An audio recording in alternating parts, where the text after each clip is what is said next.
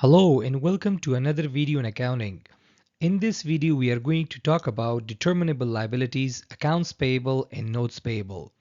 This is the second lecture in a series of liabilities, so do watch the first lecture, liabilities, where we talk about what liabilities are. Liabilities can be classified in many ways. One way of looking at liabilities is in terms of when they are due.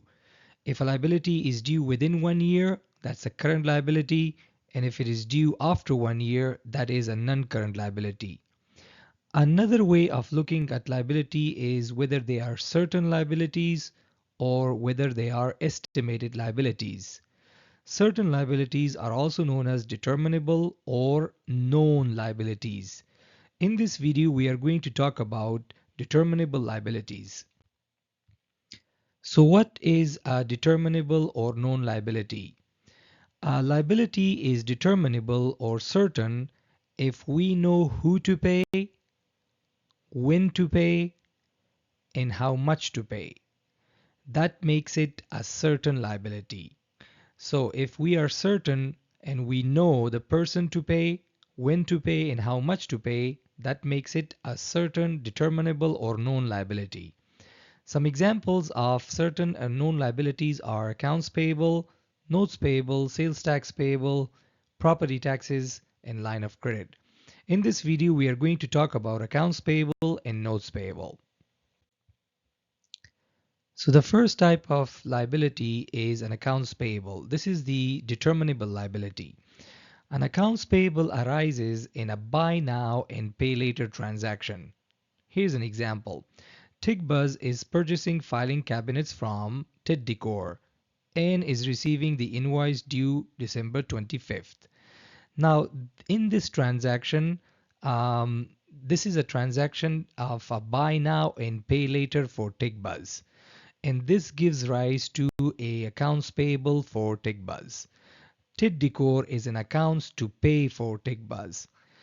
TIGBuzz is going to make an entry of debiting equipment 3000 and crediting the accounts payable. Accounts payable is normally settled within 30 days. That is, they are paid within 30 days. So when TIGBuzz pays the seller, the liability of accounts payable has been settled and TIGBuzz is going to debit the accounts payable and credit cash. Now this is accounts payable. Let's look at the notes payable. The second type of liability is a notes payable. Now a notes payable is an obligation in the form of a written note. Accounts payable is usually not in the form of a written note.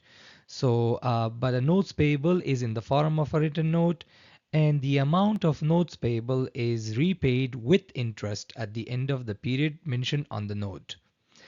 Now, notes payable compared to an accounts payable is the difference is in the form that notes payable is in the form of a written note. Now, this gives the holder a little more certainty because in case of disputes, there is a document that the holder has and they can use that in case of dispute. Another difference between notes payable and accounts payable is that notes payable charges interest, and that interest is usually due at the end of the period or maybe on a monthly basis. Now this is how a notes look like. In this note, this is the amount that is the amount of the note. This is the note maker, i.e. the person that has to pay the amount. This is the payee, i.e. the person that will receive the amount. This is the interest that will be charged per annum. And this is the due date, or also known as the maturity date.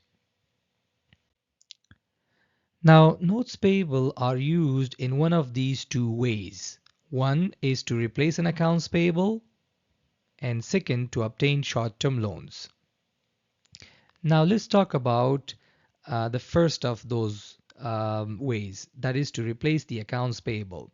The reason that an accounts payable is replaced by a notes payable is that the customer is unable to pay, and therefore the there is a notes payable in case that replaces the accounts payable and interest is charged. This allows the customer more time to pay. Now for us, the important thing is how to do the accounting for a notes payable when it replaces the accounts payable. Now here is an example of a notes payable replacing an accounts payable. XYZ Limited asked Jacobs Co for extending the credit period by 60 days for the accounts payable amounting to 12,000. Jacobs Co agreed and charged 5% interest rate per annum. Both the note and the interest are payable on maturity. So here is a note that replaces an accounts payable.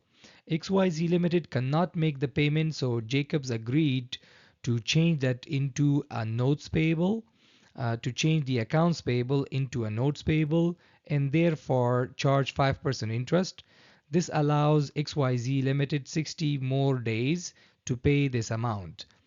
Now for us, the important thing is to know what should be the debits and credit for XYZ Limited. Now the first entry is to replace the accounts payable by the notes payable. So accounts payable is generally credit when purchase is made. So we need to debit that and credit the notes payable so that we can replace this. Now that is the entry we make at the time when the notes payable is made. Now that the note payable is made, interest will be charged on this note. Interest is generally charged on based on the number of days. So and is usually paid at the end of the at the due date. So when interest is charged, it has to be recorded by XYZ Limited in the period it is incurred. Therefore, there will be a journal entry that will be made by XYZ Limited to accrue the interest.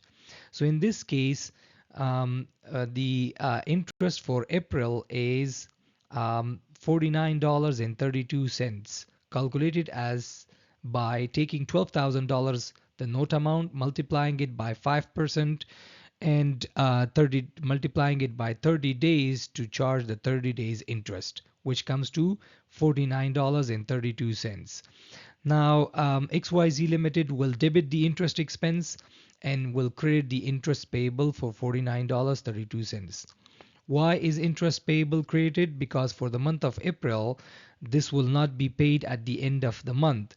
So rather it will be paid at the due date, which is May 30th. Similarly, XYZ Limited will make a similar entry for the month of May to accrue the interest. That is, that it incurred the interest on the amount that is on the amount of the note, but it hasn't paid that interest. So it will debit the interest expense with the same amount and credit the interest payable for the same amount, that is for 30 more days. So these two entries are made when the interest is incurred but not paid at the end of each month, for the month of April and for the month of May. Now, on May 30th, obviously, the note will now have to be paid. So when it is paid, we are going to debit the note with $12,000, debit the expenses, the interest payable, and credit the cash. Now this records the payment of notes payable and the interest that was accrued, that was recorded but not paid for the month of April and May. Now this is an example of when a notes payable replaces an accounts payable. So the first entry was to replace the notes payable with an accounts payable. Replace the accounts payable with the notes payable.